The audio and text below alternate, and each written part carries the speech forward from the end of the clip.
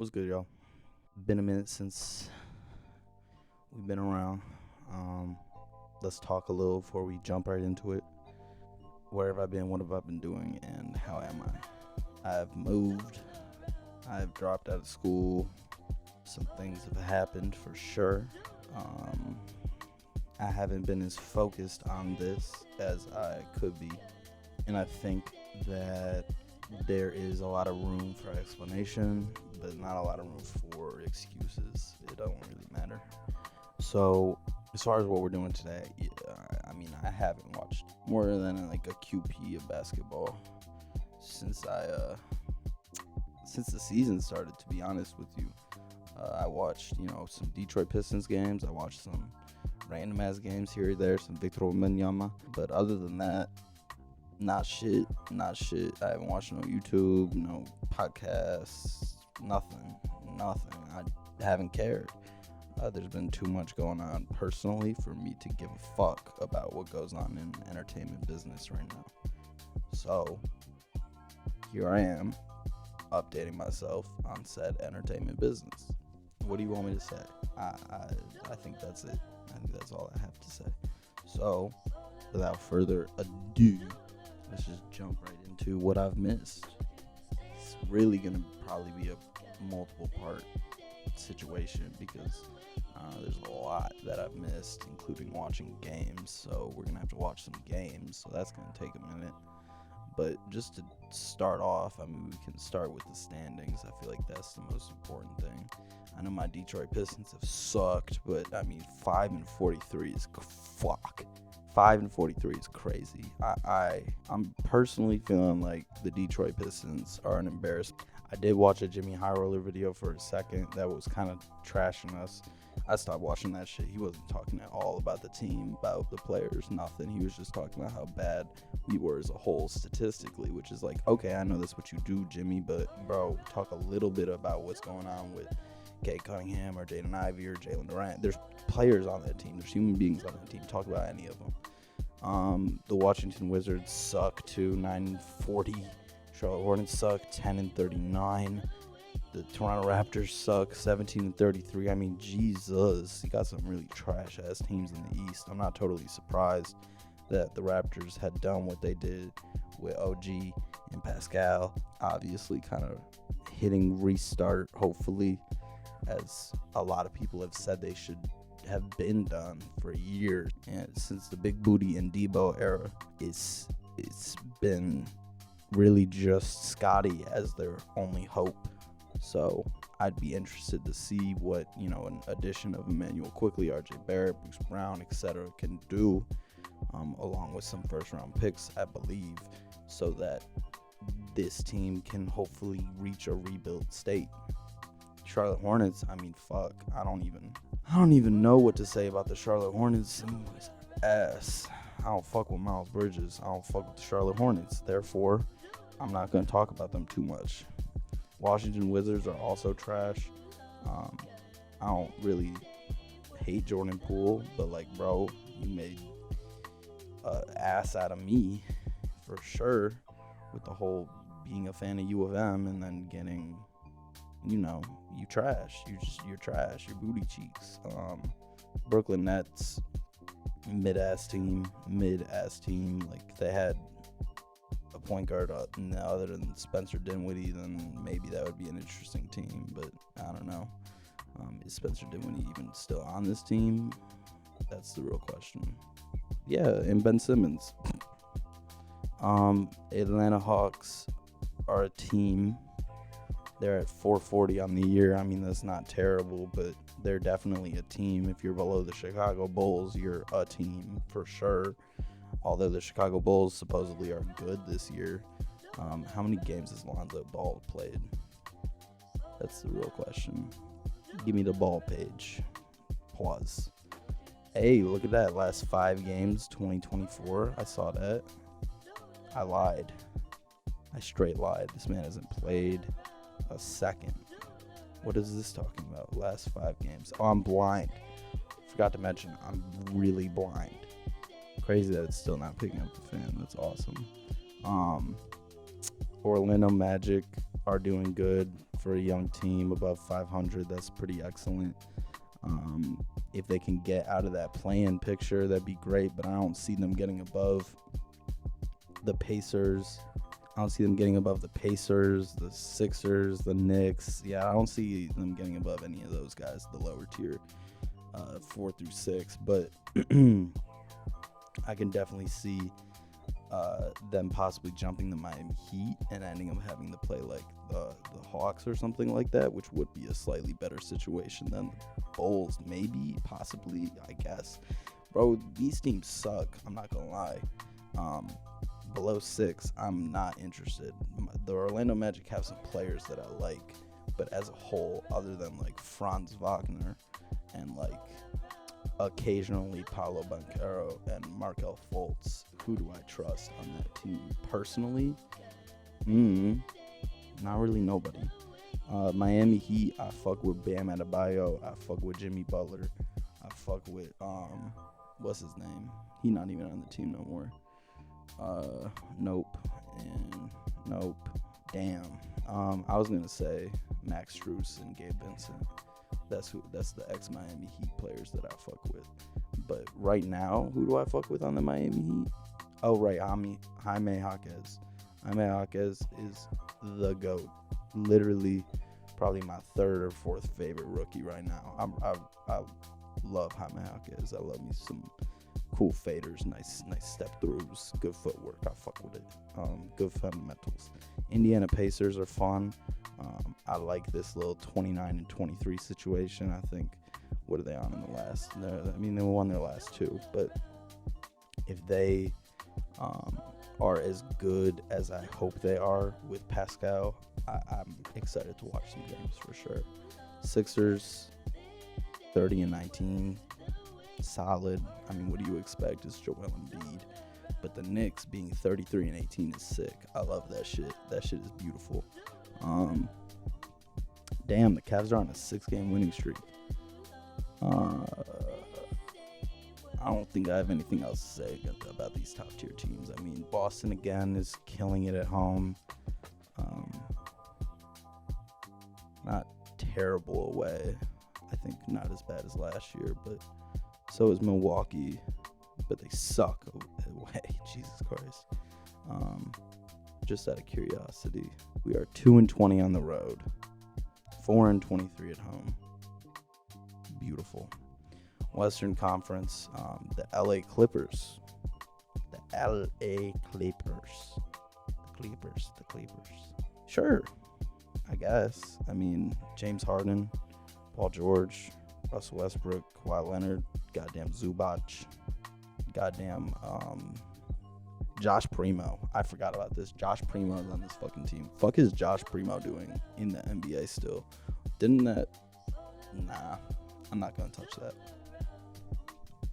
But anyways, for sure, we'll just remember to look at some stats about some James, PG, and Kawhi lineups. I'm curious to see how they do together. OKC fucking Thunder. Wow. I'm jealous. As fuck.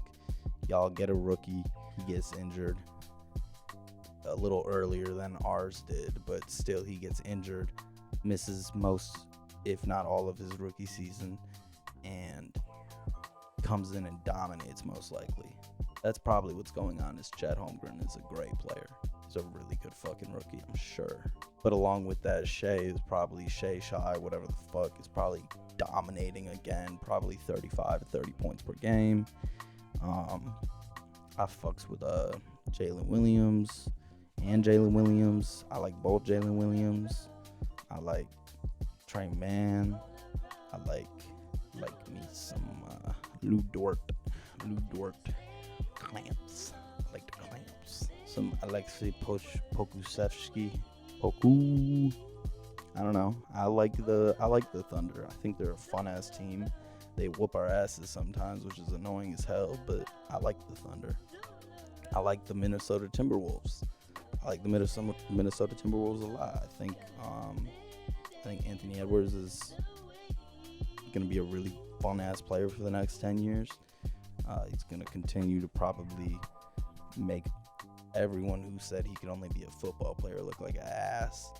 Those people were stupid as hell. Denver Nuggets, sure.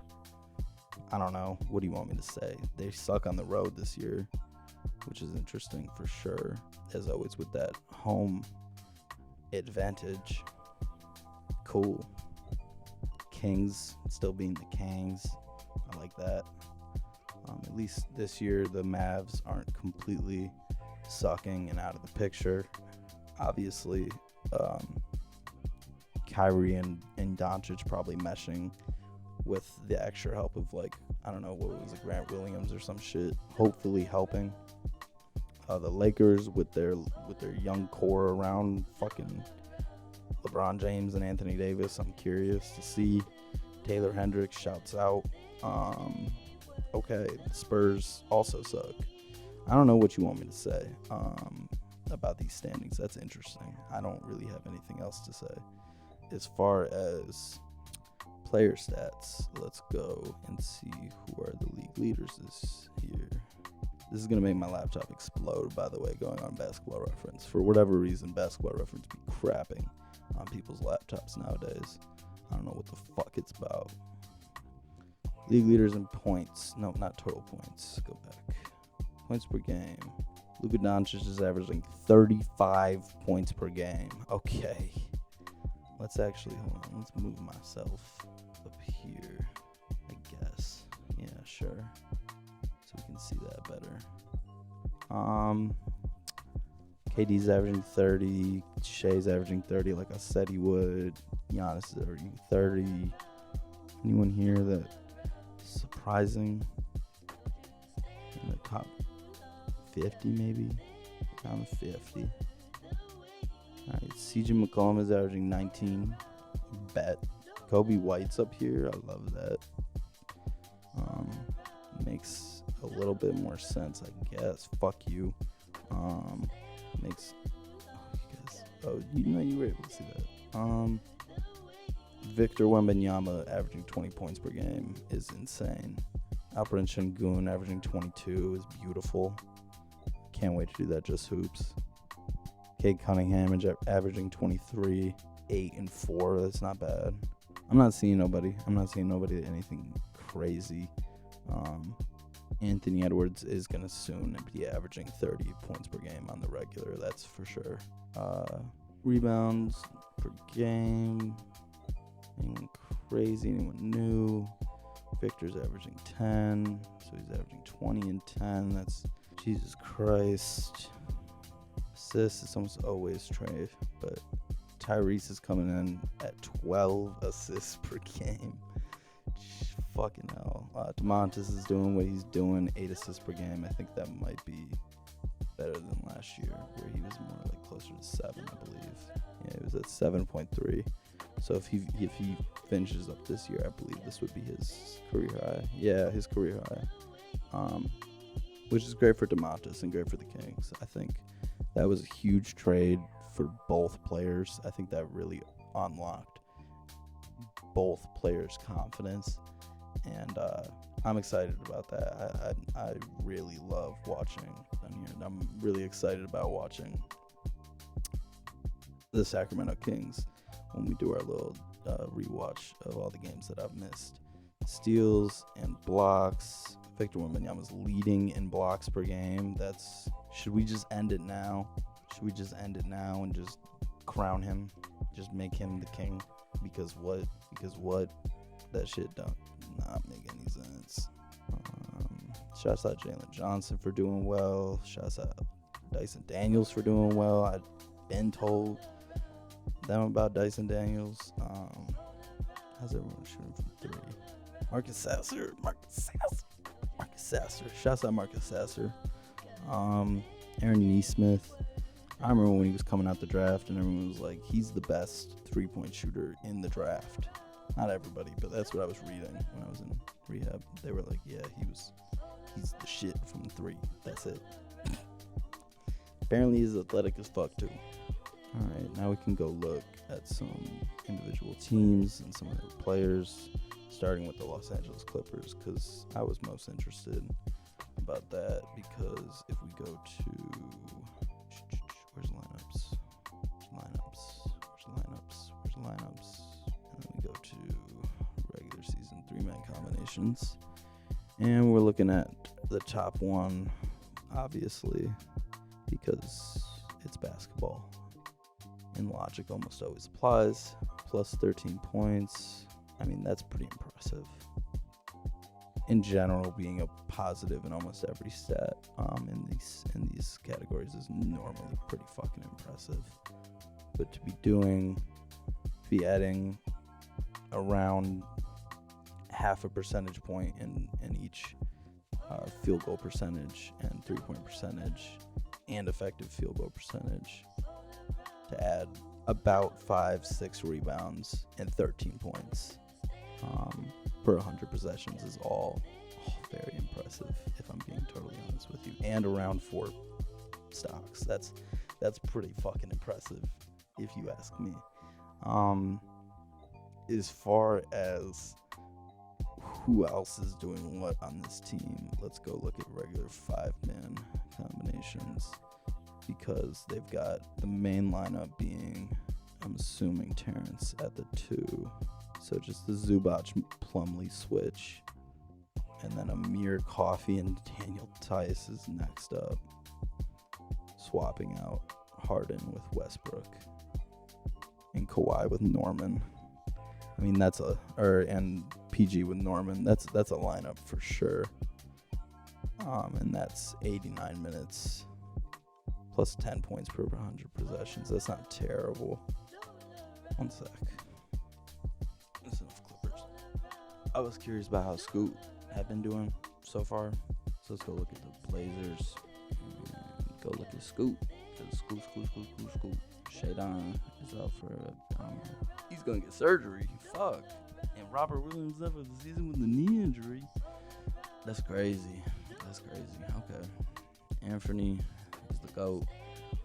Like, seriously, if we're gonna talk about any player that I was right about, and I should have had a YouTube channel when I was doing all this shit, when I was first really thinking about this stuff, because watching him at IMG, I was like, oh, that's a kid that's gonna fucking ball out, right? And then he went into the draft and everyone was like, oh, that's way too early. It's not gonna work. It's not gonna happen. He's gonna fail. He's gonna fall right on his face. Nah, that kid had some serious skill and serious vision and genuine, just like advanced ball handling skills for his age. And watching him now in the NBA is just so validating. It's so validating. But anyways, DeAndre Ayton doing well. Shannon Sharp was doing well before he went down with an injury. And then Scoot, 13 points per game, 5 assists, 3 turnovers, 40% from 2, 31% from 3 is actually not as bad as I was thinking it was going to be, especially on 8 attempts per game. I'm not totally, clearly he's doing better than he was at the start of the season. Next up would be Markelle Fultz is who else I wanted to look at. Go to the Magic. So Paolo has become like the number 1 guy. I mean, that makes sense. That's what you drafted Paolo for, is for him to be your guy. Because that is what the Magic were missing, is a number 1 guy, and bringing in Paolo Banchero hopefully will be continually successful, as he is shooting 36% from 3 this year. Okay. 7 rebounds, 5 assists, a steal, half a block, 23 points per game, 20 for Franz, basically 21, 52% effective field goal. That's not bad. Jalen Suggs averaging 12, Cole averaging 12, Wendell averaging 12, Mo averaging 12, and then Markelle averaging 9 on 4 and 3, if we're being for real. Jonathan Isaac playing 33 games is pretty impressive. I don't know how I feel about him personally, but Jonathan Isaac playing 33 games is impressive and good for him as a human being. I'm not sure if he cares about other people as a human being. Nope, we already checked on Lonzo Ball. Let's go check on the Toronto Raptors. So far in Scotty is averaging 20, 8 and 6, and a steal and a block. Jesus Christ. Okay. But RJ in 14 games is averaging 21, 7 and 4. Emmanuel quickly is averaging 17. Damn. Okay, Emmanuel. Yeah, 17, 6 assists too. That's pretty impressive. Bruce Brown in 9 games, averaging 9. Gotta get that 3-point percentage up a little bit, but it's still Bruce Brown. How's Grady Dick doing? 30% from 3. Get him off the team. What did I say? Jordan Hawkins better. Jordan Hawkins. Speaking of Jordan Hawkins. How's Trey Murphy doing, first of all? 13 points per game. 35 from 3. 42 from the field. All right, for sure. Jordan Hawkins. 38% from 3 on 5 attempts. Fuck you mean, Grady Dick? Fuck you mean, bitch? Where is Jordan Hawkins? If you're talking about the best shooter in the draft, it was Jordan Hawkins. I don't understand how that was difficult to see. He's the best movement shooter. He has the best off-ball movement out of any shooter I think I've seen in the last 3 or 4 years of prospects. For sure. I don't even think I have to hesitate on that one. Let's go check in on KJ Martin over in Philly. Fucking KJ Martin. Probably down here somewhere, yeah. 3 points per game. Well, how many minutes is he getting? He's getting 9 minutes. Okay. Joel is averaging 35, though. But still, how's Tobias doing? 18. Okay. I mean, I relatively understand it. And you also have Marcus Morris. You also have Nicholas Batum. And you also have Robert Covington. Okay. I guess, maybe. I'm not sure if that's all accurate. Or if that's just older players. But then we can go look at the Knicks.